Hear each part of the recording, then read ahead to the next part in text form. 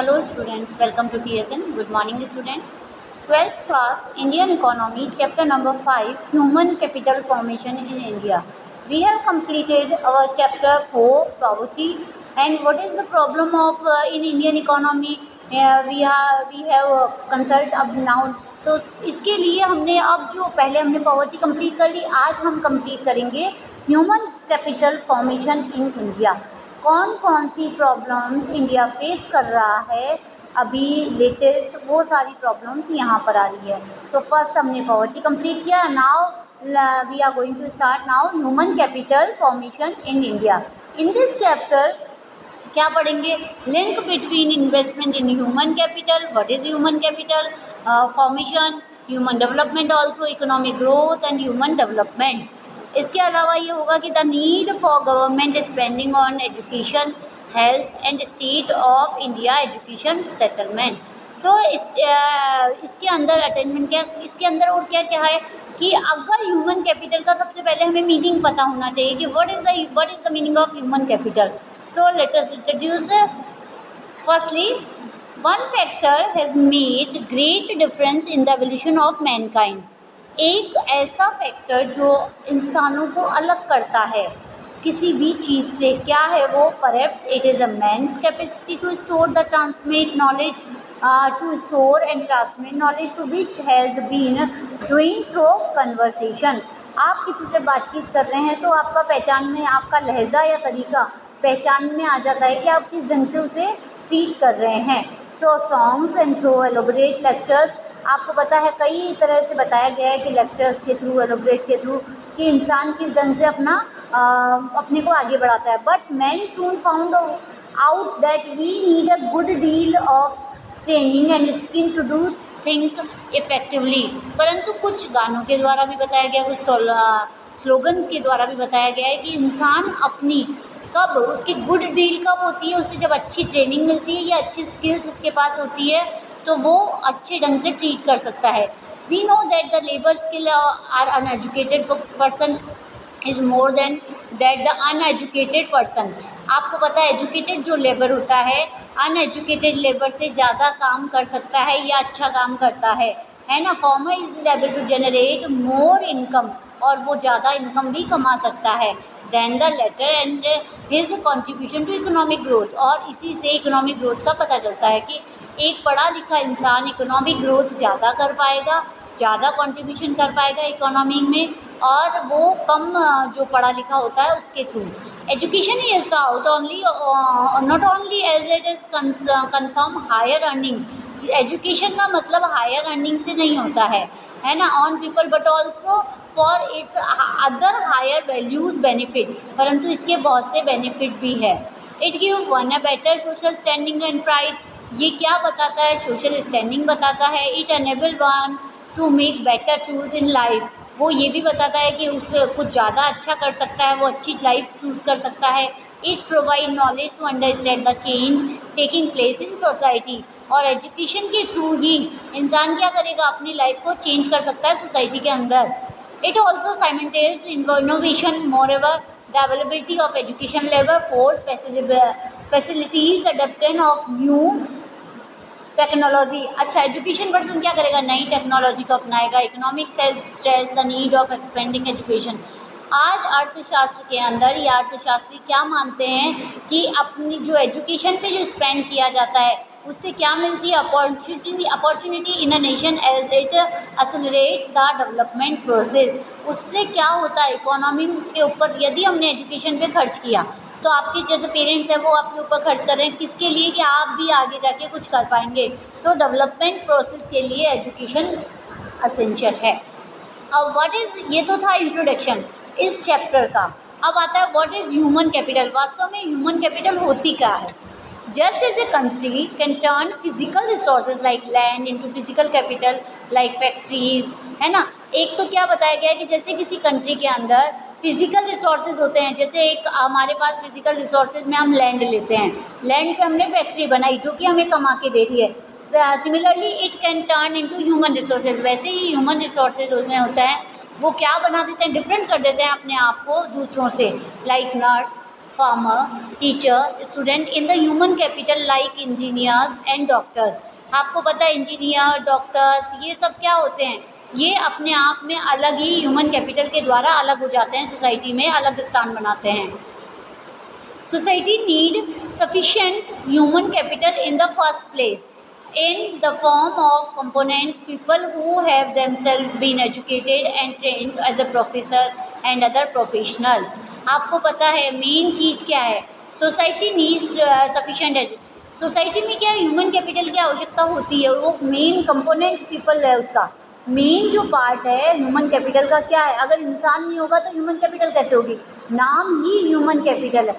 तो ह्यूमन के ऊपर, ह्यूमन के द्वारा या ह्यूमन के से किसके, ह्यूमन के द्वारा क्या क्या किया जा सकता है, चेंजेस किया जाता है लाइफ में.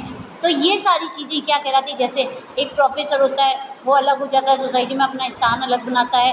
सो people who have their been educated, वो अपने आप में एजुकेटेड होता है and trained as a project.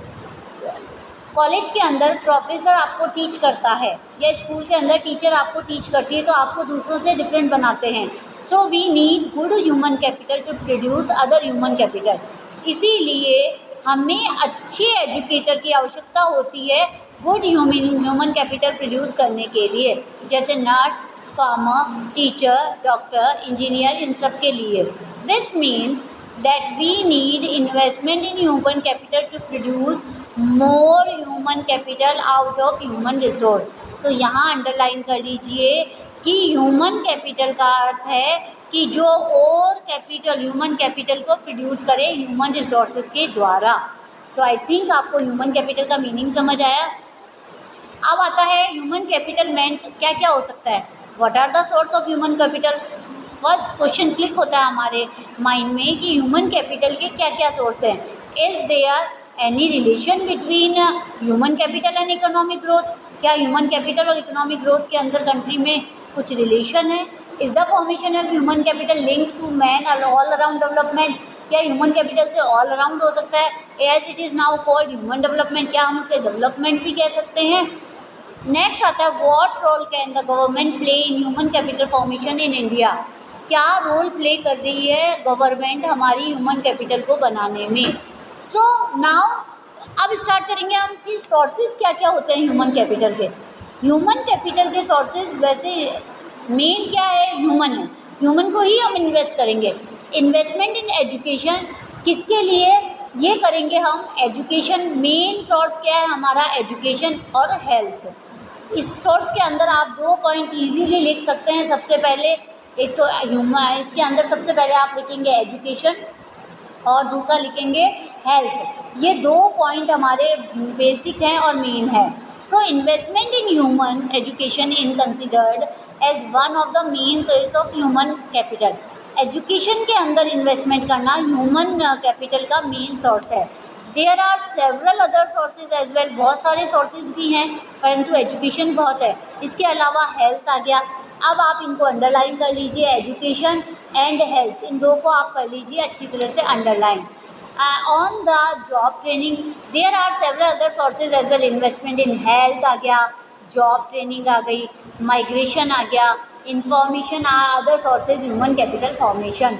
सो ये मेन सोर्सेज आता है हमारा कि इसके अंदर माइग्रेशन, हेल्थ और जॉब ट्रेनिंग, ये ह्यूमन कैपिटल के सोर्सेज आ जाते हैं.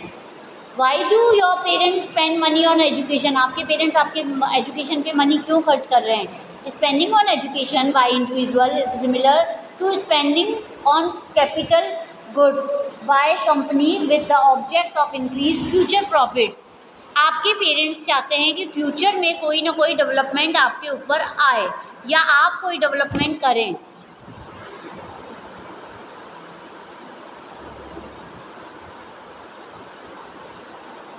सो स्टूडेंट, आपके पेरेंट्स आप पे इन्वेस्ट करते हैं because of similar to spend to. क्यों करते हैं, क्योंकि आपकी एजुकेशन उन्हें आगे जाके कुछ न कुछ फ्यूचर प्रोडक्ट देगी. सो ऐसे ही कोई कंपनी अपने स्पेंड करती है, कंपनी किसी भी एम्प्लॉय पे अगर खर्च करती है कोई भी चीज़ या उसको फ्यूचर प्रॉफिट दिख रहा है उसके अंदर पीरियड के अंदर, तो वो उस पर ज़रूर करेगी. So individual invest in education with by the objective of increase their future सो ये इसका आपका जो आंसर है, जो मैंने क्वेश्चन पुटअप किया कि आपके पेरेंट्स आपके ऊपर क्यों खर्च करते हैं। सो फ्यूचर इनकम के लिए आपके पेरेंट्स आप पे खर्च करते हैं। Like education, health is also considered as an important input for the development of a nation. Education और हेल्थ भी ऐसे ही इम्पॉर्टेंट इनपुट्स हैं जो कि नेशन के लिए क्या बताते हैं, नेशन को डेवलप्ड करेंगे बाय एन इंडिविजुअल। अगर अकेला इंसान पढ़ा लिखा होता है, कहते हैं ना इंसान, आपकी मम्मा अगर आपकी पढ़ी लिखी है तो फ्यूचर आपका सिक्योर है, क्योंकि वो पढ़ाई पे आपका ध्यान देंगी। अगर आपकी हेल्थ अच्छी है, आप बीमार नहीं हैं, तो आप क्या करेंगे, अच्छा काम कर पाएंगे, तो उससे आपकी क्या होगी, प्रोडक्टिविटी होगी। Who can work better, a sick person और a person with sound health. या कौन अच्छा काम करता है, एक बीमार आदमी या एक अच्छा स्वस्थ आदमी। A sick labour without access to medical facility is complete to absent from work and there is a loss of productivity. यदि बीमार हैं आप और आप अपने काम पे नहीं जा पाए, तो क्या हुआ, आपके लॉस हुआ, आपको खुद को लॉस हुआ और कंपनी को भी लॉस हुआ, क्योंकि प्रोडक्टिविटी नहीं हुई। सो expenditure on health is an important source of human capital. So student, अब आपको इतना तो समझ आ गया हो कि कैपिटल में क्या क्या आया। नेक्स्ट चैप्टर, नेक्स्ट वीडियो मैं आपका इसी का कंप्लीट करूँगी, पार्ट 2। वीडियो बड़ा हो रहा है, so till then keep watching. Thank you.